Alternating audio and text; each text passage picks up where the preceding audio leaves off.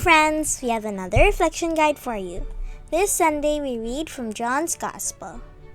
Thomas said to him, "Lord, we do not know where you are going, so how can we know the way to get there?" Jesus answered him, "I am the way, the truth, and the life. No one goes to the Father except by me.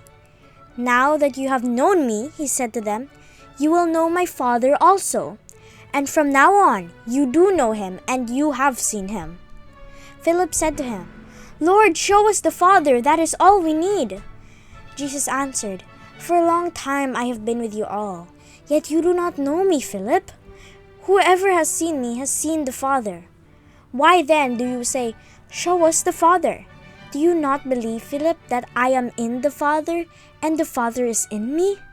The words that I have spoken to you," Jesus said to his disciples, "do not come from me.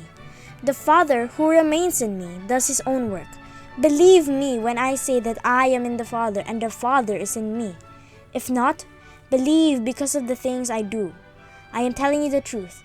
Those who believe me will do what I do.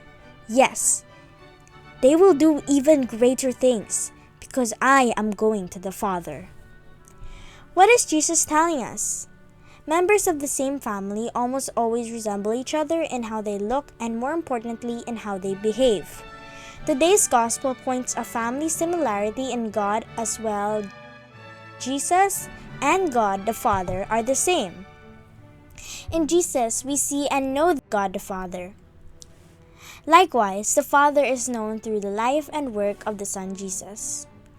Now, what Jesus is asking us is to believe him and follow him so that we will be with God the Father in one house with many rooms, which is a symbol of heaven. He wants us to be one with God the Father as well, like one family living in the same house. A family's best similar feature, therefore, to resemble Jesus.